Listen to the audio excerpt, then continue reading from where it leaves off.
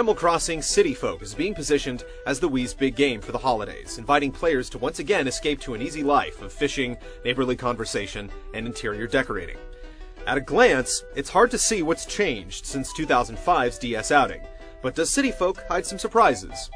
Or is Nintendo re-gifting?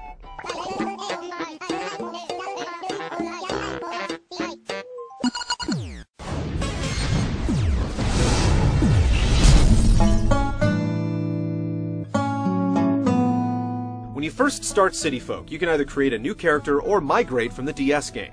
By downloading a special application from the Wii, you can transfer your character, current outfit, and item catalog, allowing you to repurchase rare items without months of shopping and trading with friends.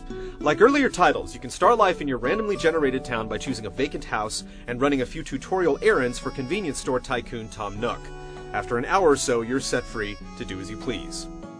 Unlike many games that can be completed in a marathon session over the weekend, Animal Crossing is meant to be played for a couple of hours daily over the course of weeks and months. The in-game clock matches the real world, so if you want to go fishing at sunrise or catch a Saturday night concert, you'll need to plan your week accordingly, or adjust the internal clock on your system.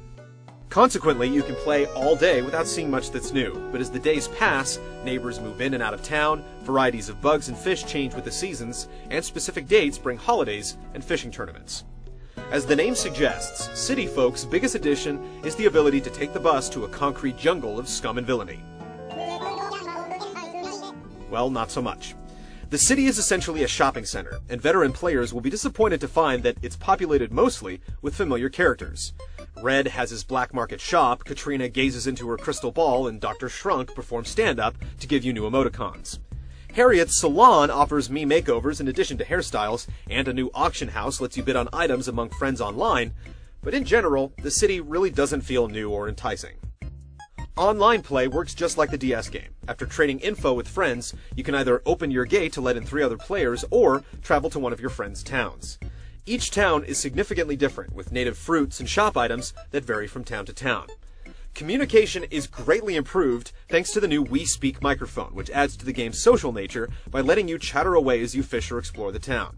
The game also features USB keyboard support, which streamlines online chat and makes it much easier to write letters to your imaginary animal friends.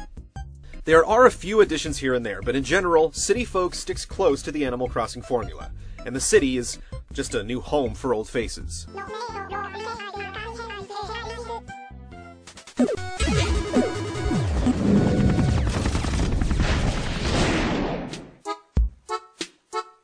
Playing Animal Crossing is about communicating, collecting, and creating. You have a mortgage to pay, but there are no due dates, so you can ignore it or pay it off however you choose.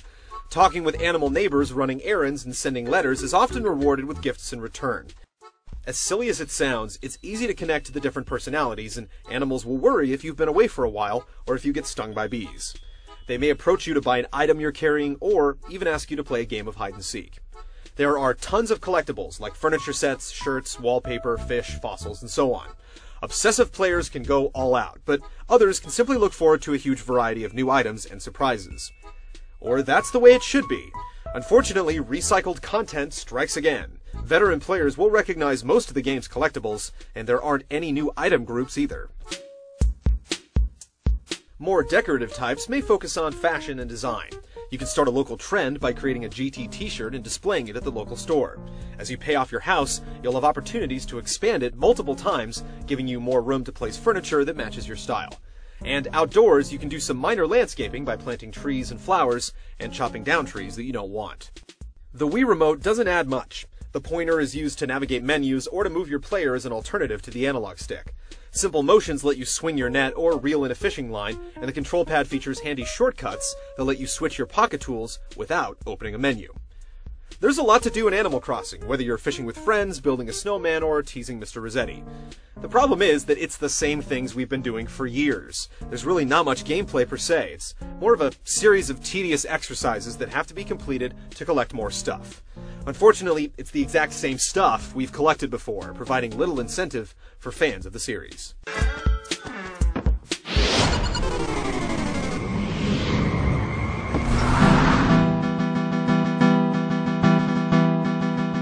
We're starting to sound like a broken record, but City Folk's presentation suffers the most from recycled assets. Sure, there are some slightly sharper textures here and there, but most of the presentation is hard to tell apart from the N64 version released in 2001. While a certain adherence to style is understandable, reusing everything to this degree makes the game feel like a lazy effort.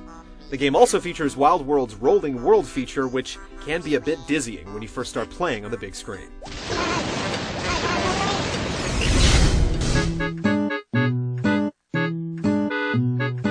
It's been 3 years since the previous Animal Crossing on the DS, but City Folk is virtually identical and costs $20 more.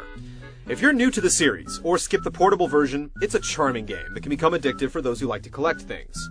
But if you've played Animal Crossing in the past and got your fill before moving on, both you and your wallet will feel an overwhelming sense of déjà vu.